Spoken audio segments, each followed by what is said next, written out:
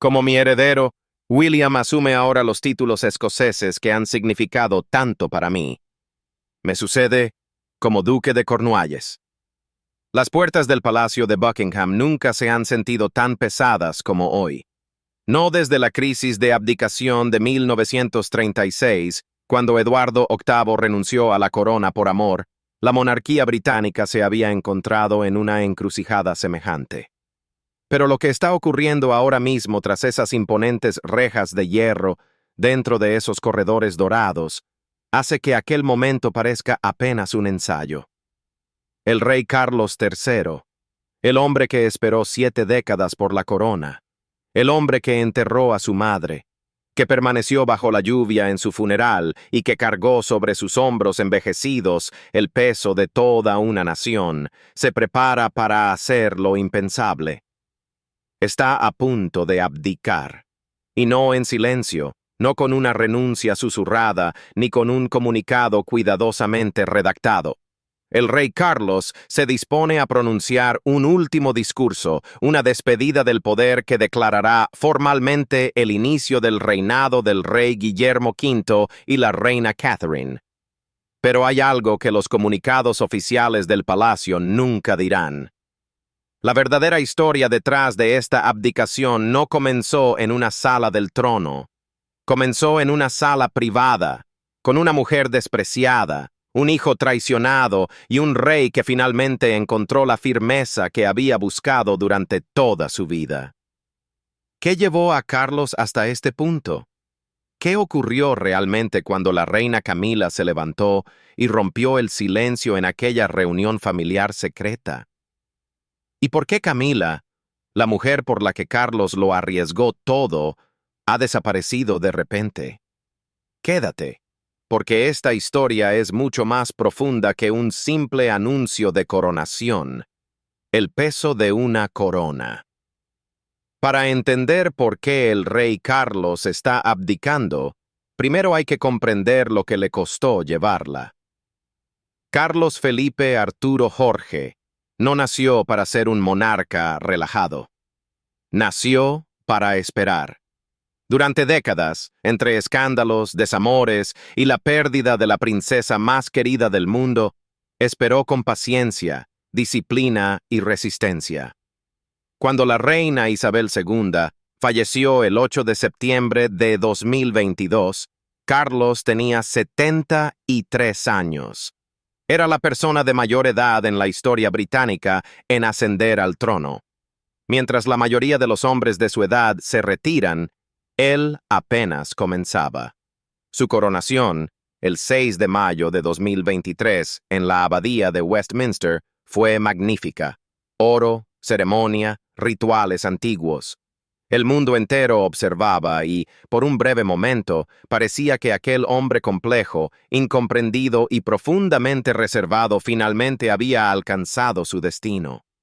Pero el destino tiene un sentido cruel del momento oportuno. Porque casi de inmediato, tras colocarse la corona, las sombras comenzaron a acumularse. Su salud, durante mucho tiempo objeto de rumores en el palacio, se volvió imposible de ignorar. El diagnóstico de cáncer que sacudió a la familia real a comienzos de 2024 envió un mensaje escalofriante a toda la institución. El rey era mortal. La sucesión ya no era una preocupación lejana, sino urgente. Y luego estaba la fractura interna, esa grieta que se había ido ensanchando silenciosamente bajo la pulida superficie de la vida real. Basta pensar en lo que la familia había enfrentado en los años cercanos a la coronación de Carlos. El príncipe Harry y Meghan Markle habían lanzado revelación tras revelación desde el otro lado del Atlántico. El príncipe Andrés seguía siendo una fuente constante de vergüenza institucional. La prensa no daba tregua. El ánimo del público estaba cambiando. William y Catherine, sin embargo, eran distintos. A través del devastador diagnóstico de cáncer de Catherine y su extraordinaria recuperación, a través del regreso cuidadosamente gestionado de la pareja a los compromisos públicos y con las apariciones cada vez más seguras de William en la escena internacional, algo notable estaba ocurriendo. El público británico no solo toleraba al príncipe y la princesa de Gales, se estaba enamorando de ellos, profundamente y de manera genuina, de una forma que recordaba a generaciones mayores a otra princesa que había recorrido esos mismos salones décadas atrás. Carlos lo veía. Por supuesto que lo veía. Y aquí surge la pregunta que debió quitarle el sueño en aquellas largas noches en Sandringham. ¿En qué momento el mayor acto de servicio de un rey hacia la monarquía se convierte en dar un paso al costado? La reunión secreta. Nada de lo que ocurrió después fue anunciado. Nada se filtró a la prensa. No se enviaron invitaciones oficiales. Y aún así, dentro de las salas privadas del Palacio de Buckingham, tuvo lugar un encuentro que cambiaría el rumbo de la historia de la monarquía británica. El rey Carlos lo convocó. Lo hizo en silencio, con deliberación y con plena conciencia de lo que estaba a punto de declarar. La sala en sí lo decía todo sobre la magnitud del momento. Lámparas de cristal proyectando una luz dorada sobre los suelos pulidos, retratos reales en cada pared, testigos silenciosos de siglos de triunfos y catástrofes. Y alrededor de la larga mesa, los rostros de la familia que Carlos había intentado mantener unida durante todo su reinado. El príncipe William llegó con la compostura de un hombre que ya intuía la magnitud de lo que estaba por venir. A su lado, la princesa Catherine, aún irradiando esa calma elegante que se había convertido en su sello, con las manos delicadamente apoyadas en el regazo, imagen perfecta de la estabilidad que el público británico había anhelado durante años. Y luego estaba la reina Camila. Carlos se puso de pie para hablar, y desde la primera frase todos comprendieron que no se trataba de una reunión rutinaria. Su voz era baja y firme, pero llevaba algo que nunca antes habían escuchado en ella. Una sensación de final. Una de esas que no admiten marcha atrás. Habló del tiempo, del deber, del peso invisible que la salud impone a un soberano que se niega a reconocer sus propios límites. Habló de lo que la monarquía necesitaba, no con sentimentalismo, sino con la claridad fría de un hombre que ya había hecho los cálculos y aceptado el resultado. Y entonces lo dijo. Declaró formalmente su intención de abdicar, de transferir el poder central de la corona al príncipe William y a la princesa Catherine, de poner el futuro de la monarquía británica. Esa institución antigua, golpeada pero resistente, en manos de la siguiente generación. La sala no estalló en reacciones.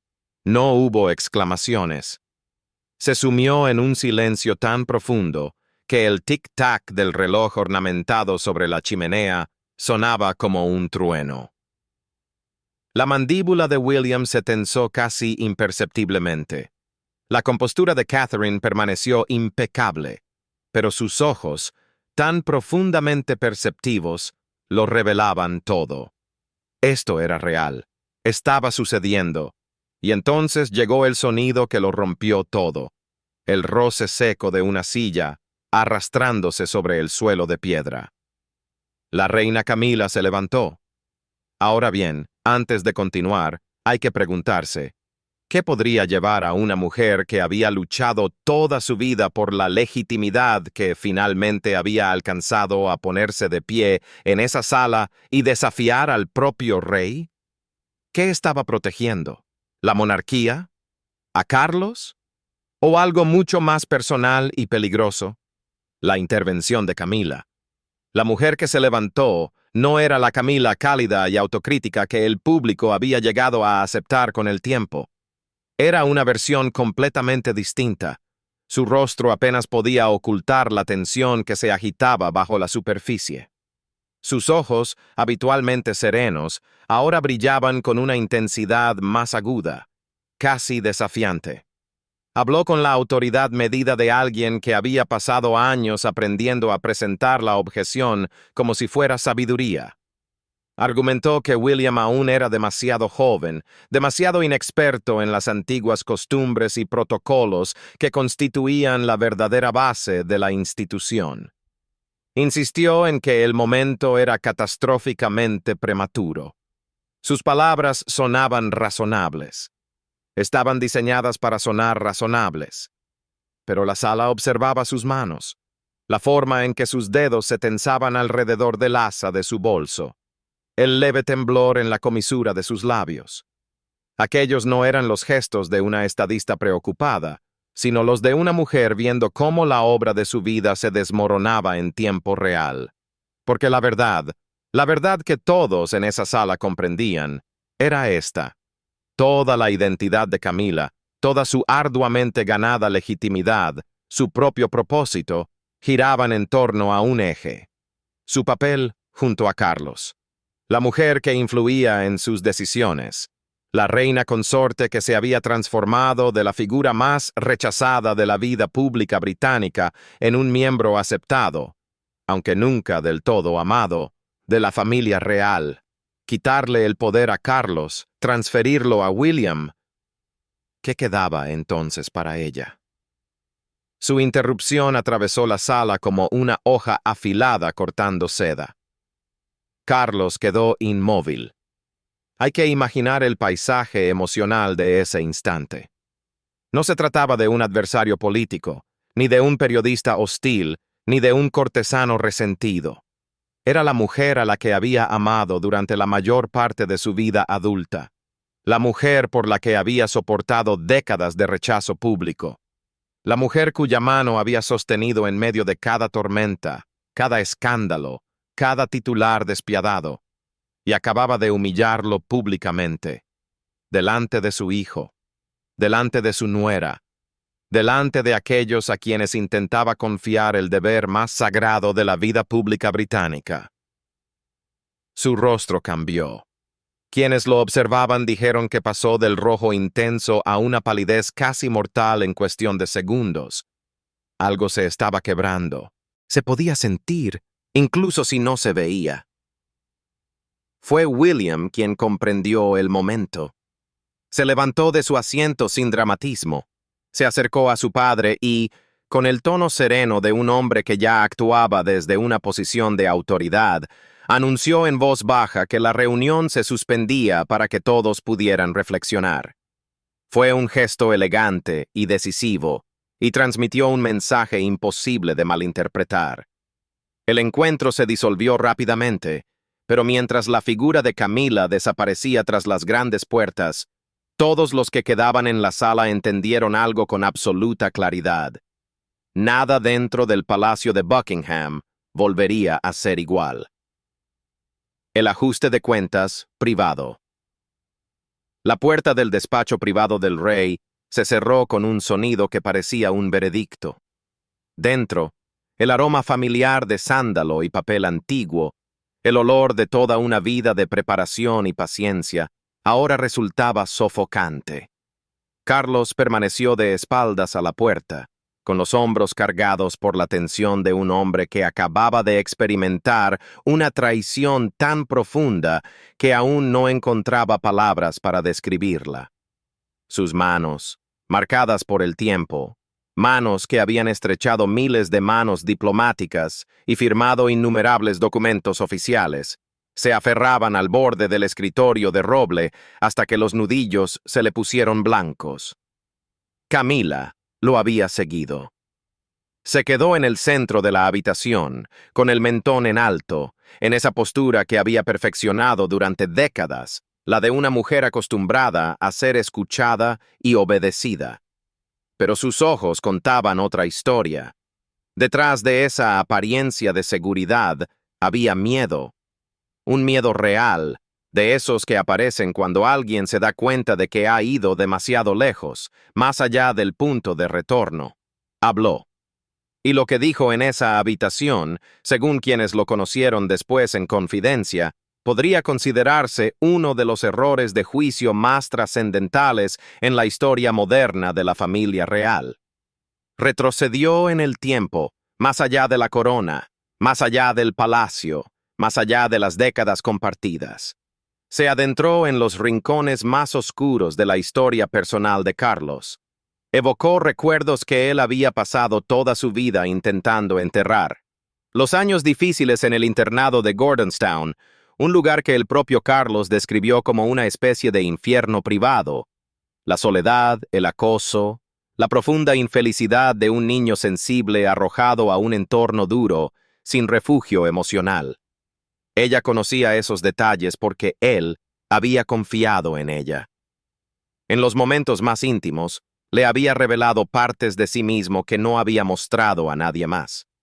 Y ahora, en la desesperación de ese instante, dejó claro, a través de insinuaciones calculadas, que esos secretos no tenían por qué seguir siendo privados. Era una amenaza impactante, devastadora, irreversible. Y no quebró a Carlos, lo reconstruyó. Se volvió lentamente, y los ojos que encontró Camila no eran los del hombre que creía conocer. La vulnerabilidad que lo había definido, la búsqueda constante de aprobación, la necesidad de consuelo y validación, todo había desaparecido. En su lugar había algo más firme, más definitivo. En ese instante comprendió que la mujer a su lado no era el refugio que había imaginado. De algún modo, también había sido una especie de carcelera. Y la puerta de esa jaula acababa de abrirse. Se acercó al escritorio, tomó su pluma estilográfica y comenzó a escribir. No le habló, no la miró. Simplemente escribió. Camila permaneció allí, observando cómo el hombre que creía controlar se volvía, por primera vez en sus vidas, completamente inaccesible. El despacho no había cambiado. El mismo escritorio, los mismos retratos, el mismo reloj marcando el tiempo sobre la repisa de la chimenea. Pero el equilibrio de poder en aquella habitación había cambiado de forma tan radical que bien podrían haber estado en edificios distintos. Ella había entrado con la intención de quebrarlo. En cambio, rompió algo entre ellos que ningún acto de arrepentimiento ni gesto de reconciliación podría reparar jamás. La alianza. Más tarde, esa misma noche, mucho después de que el palacio se sumiera en su silencio oficial, el rey Carlos recorrió los pasillos del Palacio de Buckingham con un paso diferente. La vacilación que siempre había formado parte de su porte, esa ligera inseguridad, vestigio físico de toda una vida de dudas, había desaparecido. Las suelas de sus zapatos resonaban sobre el suelo de piedra con una determinación que aquellos muros nunca antes habían escuchado en él. Se dirigía al despacho privado del príncipe de Gales. Cuando William abrió la puerta, no hubo saludos elaborados ni introducciones diplomáticas. La conversación que estaban a punto de tener no lo requería. Carlos se sentó y le contó todo a su hijo. Cada detalle de lo que Camila había dicho, cada insinuación amenazante, cada recuerdo convertido en arma al que ella había recurrido en su desesperación por hacerlo retroceder en la decisión que más temía. Lo dijo con claridad, sin adornos, sin ese barniz protector que la realeza suele aplicar a los conflictos familiares. William escuchó con una quietud que reflejaba un enorme autocontrol. Su rostro no revelaba nada innecesario, pero sus manos, aferradas a los brazos de la silla, delataban el fuego silencioso de la ira que ardía bajo la superficie. En su padre, en ese momento, William vio dos cosas a la vez: al rey, el soberano que acababa de ser víctima de una traición devastadora, y al padre, el hombre complejo, imperfecto y profundamente humano que siempre había tenido dificultades para acortar la distancia emocional entre ellos, y que ahora, en las circunstancias más inesperadas, la estaba cruzando por completo. Lo que ocurrió entre ambos en ese despacho tenuemente iluminado no fue solo una alianza política. Fue algo más antiguo y más poderoso. La transferencia de una confianza genuina entre dos hombres unidos por la sangre y por el peso de una historia marcada por malentendidos y distancias. William no solo mostró apoyo, fue estratégico. De inmediato comenzó a trazar los siguientes pasos: la lista de invitados para la siguiente reunión, el enfoque del anuncio, la gestión de la reacción familiar. La mente aguda y decisiva que había estado formándose en silencio tras su imagen pública ahora se hacía plenamente visible. No era un hombre que necesitara que le dijeran qué hacer, era un hombre que ya lo estaba haciendo. La noche los encontró aún trabajando. Cuando finalmente Carlos se levantó y apoyó la mano sobre el hombro de William, un gesto tan raro en su mundo de distancia ceremonial, tuvo el peso de un juramento. Algo irreversible se había completado. La sucesión de la monarquía británica ya había ocurrido, no en una sala del trono, ni bajo una corona, sino en un despacho iluminado por una lámpara, en las horas silenciosas antes del amanecer, entre un rey que daba un paso atrás y otro que avanzaba. La reunión final. La segunda reunión no se parecía en nada a la primera. Si la anterior había sido inesperada, intensa y emocional, sacudida por la interrupción de Camila, esta era precisa, casi quirúrgica. Cada elemento había sido cuidadosamente preparado. La disposición de los asientos, los documentos sobre la mesa, las personas invitadas, y también aquellas que quedarían deliberadamente aisladas. La reina Camila llegó vestida con un conjunto de terciopelo verde esmeralda. Su apariencia era claramente calculada, la armadura de una mujer que entendía que la imagen era ahora su única arma. Pero en el instante en que entró en la sala y comprendió la disposición de los asientos, con William y Catherine situados más cerca del rey que nunca, el color se desvaneció tras su cuidadosamente compuesta expresión. Recorrió la estancia en busca de aliados. No encontró ninguno. Los rostros que antes le ofrecían miradas cómplices y una solidaridad silenciosa ahora devolvían solo una cautelosa neutralidad. El viento había cambiado de dirección de la noche a la mañana, y todos en aquella sala lo habían notado. Charles se levantó para hablar, y la diferencia con la reunión anterior fue inmediata y absoluta. Su voz no mostraba ningún temblor de emoción personal. Resonaba con la claridad y la firmeza de una decisión ya tomada, documentada y ahora simplemente anunciada. Reiteró la abdicación. Expuso la hoja de ruta con detalles concretos e irreversibles. No miró hacia Camila ni una sola vez. Esa evitación deliberada, la ausencia total de ese impulso de buscar su reacción que había marcado décadas de su relación, fue en sí misma la declaración más elocuente de la sala. Camila intentó manifestar su oposición mediante el lenguaje corporal. Un leve movimiento de cabeza, un suspiro calculado, cronometrado para interrumpir el ritmo de las palabras de Charles. Había pensado repetir sus amenazas de invocar los recuerdos de Gordon Town ante la familia reunida y obligarlo a ceder. Pero entonces, sus ojos se cruzaron con los de William y se detuvo, porque lo que vio en esa mirada no era la de un hijo amenazado. Era la de un soberano observando un error político desarrollarse a cámara lenta. William permanecía completamente inmóvil, con las manos apoyadas sobre la mesa, irradiando una autoridad silenciosa y abrumadora que no necesitaba palabras, gestos ni alzar la voz. A su lado, la expresión de Catherine era igual de firme, serena y segura. Juntos formaban algo que Camila simplemente no había previsto. Un muro impenetrable de propósito generacional unificado que hacía que su resistencia no solo fuera ineficaz, sino casi absurda. Los demás miembros de la familia empezaron a mostrar su acuerdo uno por uno. Asentimientos suaves, firmes pero discretos. Nadie se levantó para defender la posición de la reina.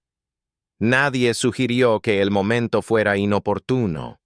La sala ya había dictado su veredicto antes de que Charles terminara de hablar. El documento oficial fue colocado sobre la mesa.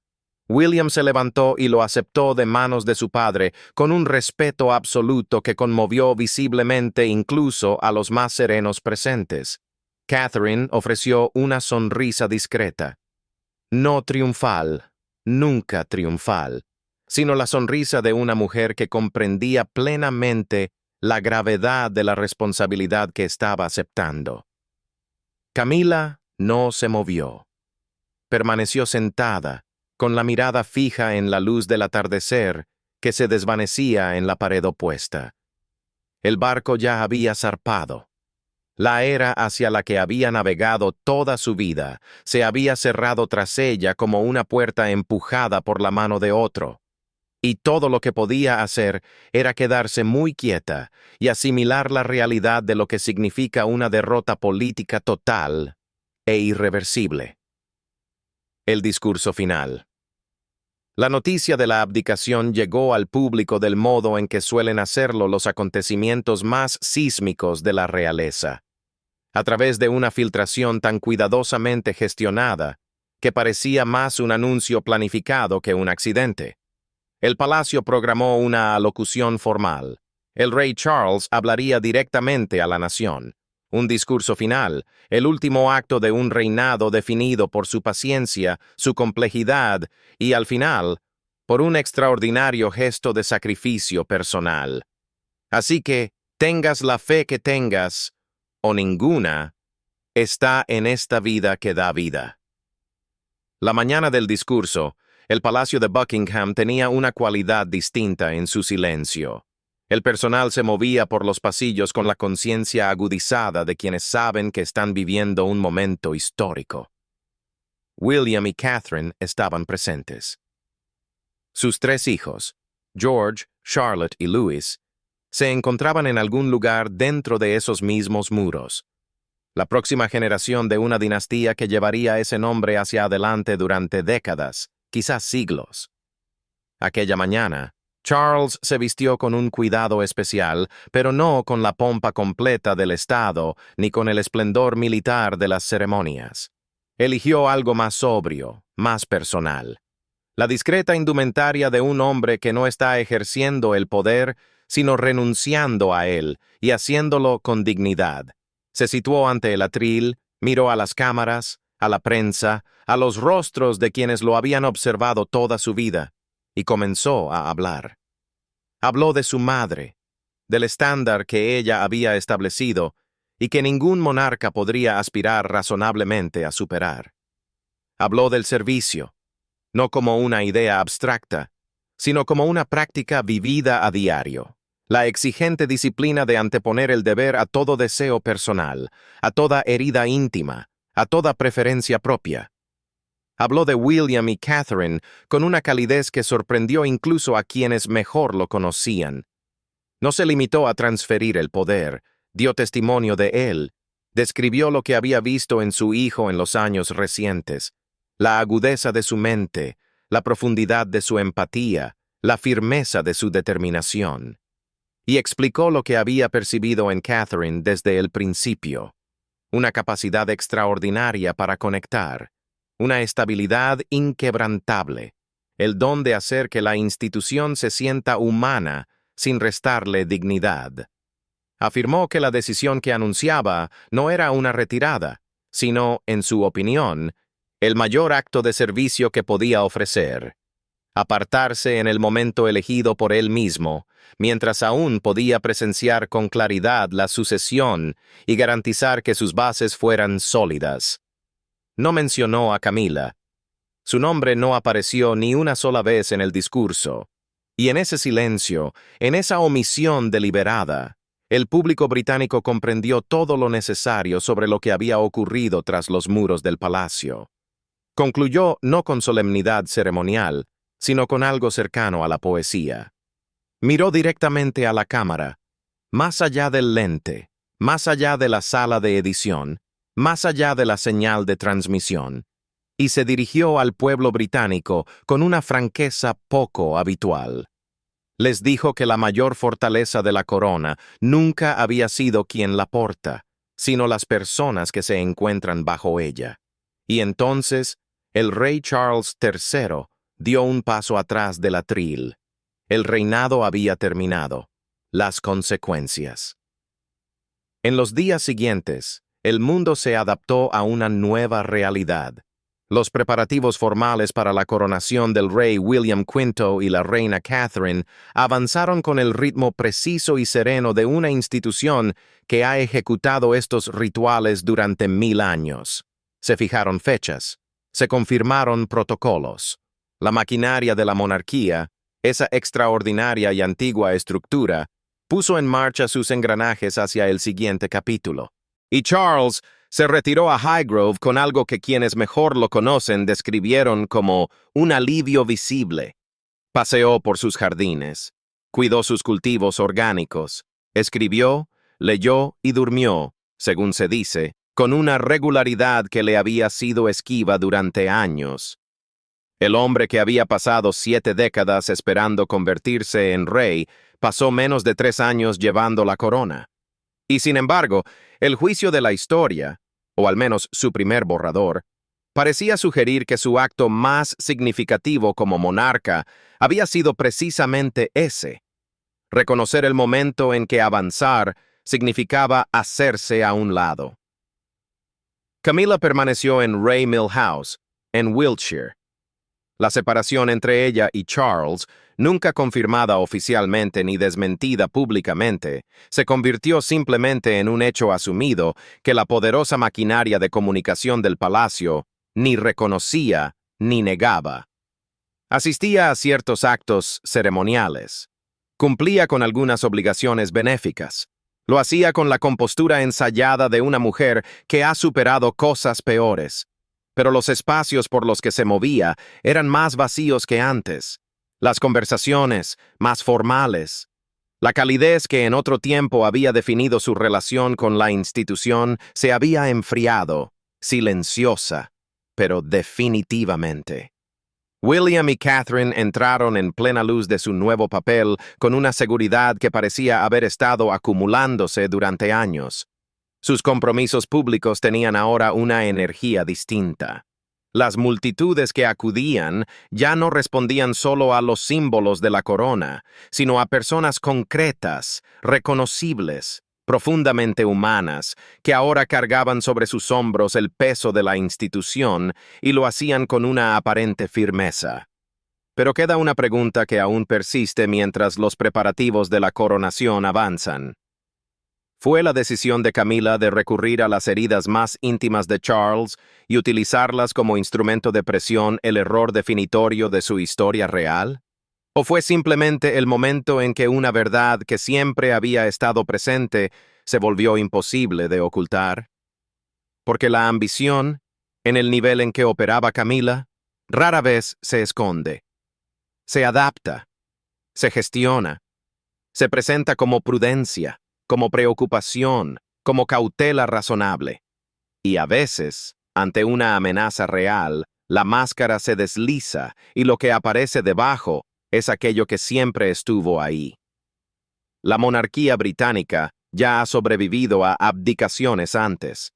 Superó la crisis constitucional de 1936 con Eduardo VIII. Resistió los años turbulentos tras la muerte de Diana y la indignación pública que siguió. Ha soportado escándalos, guerras y los profundos cambios culturales de un mundo moderno cada vez menos tolerante con los privilegios hereditarios. Sobrevivirá a esto también, pero no saldrá intacta. La monarquía que William y Catherine heredan no es la misma que Charles recibió de su madre. Es, en cierto modo, más reducida, más transparente, más expuesta al escrutinio que cualquier versión anterior. El margen de error es menor. La tolerancia del público ante la distancia entre la imagen real y la realidad nunca ha sido tan baja. William lo sabe. Se percibe en su manera de actuar. Una combinación de la calidez de su madre y algo claramente propio, una claridad estratégica que ninguno de sus padres poseía en igual medida. Y Catherine también lo sabe. Ha atravesado pruebas profundamente personales. La enfermedad, la recuperación, la reconstrucción de su propia identidad bajo una presión pública inimaginable, y ha salido de ellas con una autoridad que ningún título podría haberle otorgado. Fue algo ganado, profundamente, personalmente, irrevocablemente ganado. La nueva era ha comenzado. La historia de la abdicación del rey Charles III no es solo una historia de poder que cambia de manos. Es una historia sobre lo que ocurre cuando lo personal y lo político chocan en el nivel más alto. Y sobre el extraordinario costo humano de mantener viva una institución antigua en un mundo moderno. Charles renunció a la corona. Pero antes de hacerlo, renunció a algo más difícil, a la creencia de que el amor, incluso un amor complicado, duro, defendido con firmeza, es suficiente para sobrevivir cuando la naturaleza fundamental de una relación ha quedado al descubierto. Ahora la pregunta es tuya. ¿Crees que el rey Charles tomó la decisión correcta? ¿Fue apartarse en ese momento y de esa manera el acto de un monarca sabio, finalmente en paz con sus propias limitaciones?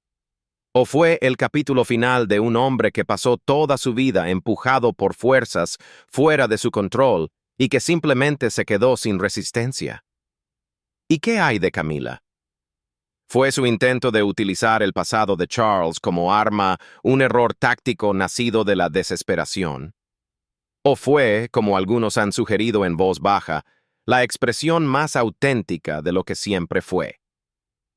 Una mujer que entendía que en el juego del poder real el sentimiento es solo otra herramienta. Deja tu opinión en los comentarios. Esta conversación está lejos de terminar. Si esta historia te conmovió, te sacudió o te hizo ver a la familia real desde una perspectiva completamente distinta, dale me gusta. Compártela con alguien que necesite verla y suscríbete para no perderte el momento en que la historia decide avanzar.